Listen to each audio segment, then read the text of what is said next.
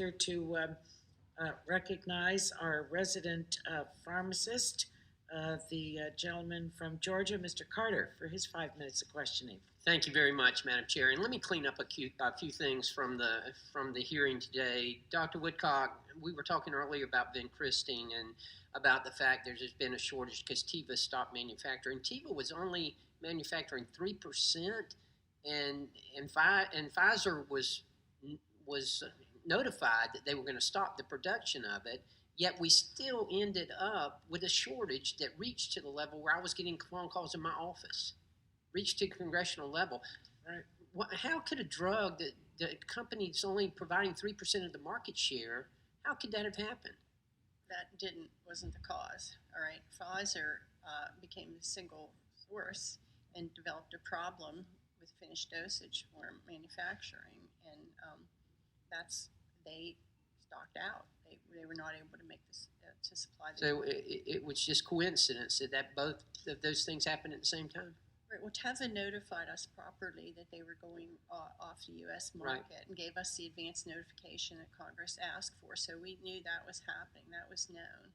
We didn't hear from Pfizer about they were going to stock out. We heard about this from MD Anderson.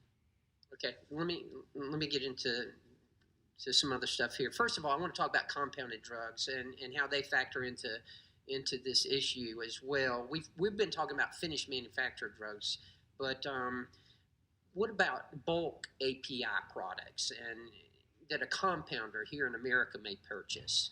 Can any manufacturer register themselves with the FDA and begin selling bulk API products?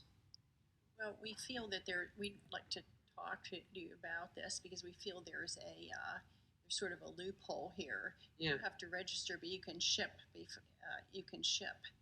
product. So what you're telling me that it's possible that for repackagers of API bulk products that they could register and sell an API bulk product without first being inspected by the FDA. That's correct.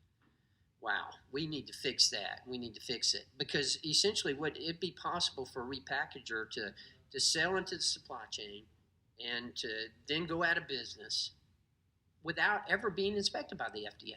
Right, and we have seen some APIs that were mislabeled. They had a different certificate of analysis, but they were actually a different drug. How do we fix that ASAP?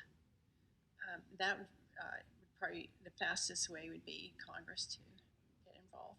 Wow, we need that is okay. Well, we're going to get involved. Okay, talking about compounding and the important role that compounders play in the broader supply chain. What about your MOU? I know that you're coming up one. Can you give me an update on where we're at with that? Yes, well, as you know, the MOU process has been attended with a lot of controversy.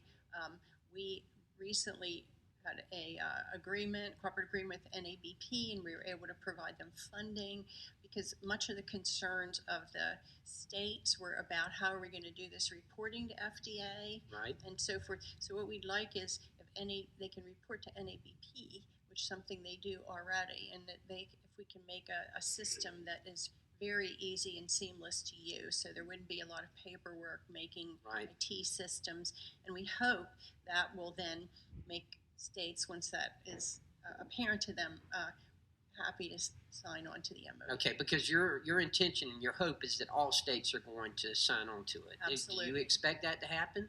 Not initially, but we hope eventually. Okay, well, that's very important because as you well know, I'm one who believes that patients should be able to get the medication of their choice at where they want to get it from. So that's just something that's very important to me. While I'm on this, let me ask you this. You talked about the inspection of manufacturers and how that was scheduled. What about 503B pharmacies? Are they scheduled or are they just surprise? They're domestic, so we don't need to schedule. We don't need to. So what you're telling me is with the mass manufacturers, you schedule the inspections, but with the 503B pharmacies, you do that by surprise? Domestic manufacturers, we do not. We do by surprise too. Okay, we can. Okay. That's even worse. However, foreign, because of the logistical problems, we can do surprise inspections, and we do unannounced inspections, but typically the field organization does announced inspection. Okay, let me shift real quick to counterfeit drugs because that's something that's very important as well. What about the FDA's role in protecting Americans from counterfeit drugs, which we know that the cartels are producing this now? Well, since Congress passed the DSCSA and the track and trace provisions are being put into place, I think what I call the distribution chain is getting a lot safer, right? Because we're tracking it from distribution. However, of course, there's still come through the mail facilities, small packages, and so forth, and other ways of entry into the drug supply.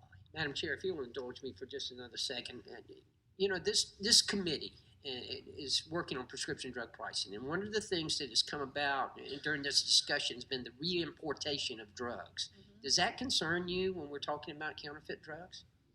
Well, of course, that's one of the main concerns about importation is that that's where a lot of the people who order drugs on the internet now, they're getting counterfeits, right? It says Canada Drug Pharmacy, right? And they're getting it from who knows where, and it isn't what they think it is. It's not, and this committee, which I'm just proud to be on it, proud of the work that we do. We're attacking it from two angles. Not only are we attacking it from the reimportation of drugs, but we're also attacking it from the technology point and with the internet, with the servers and not the servers, but the internet providers, making sure that they are helping us into curtailing that. Good. Thank you, Madam Chair. I appreciate your indulgence, and I yield back. I thank the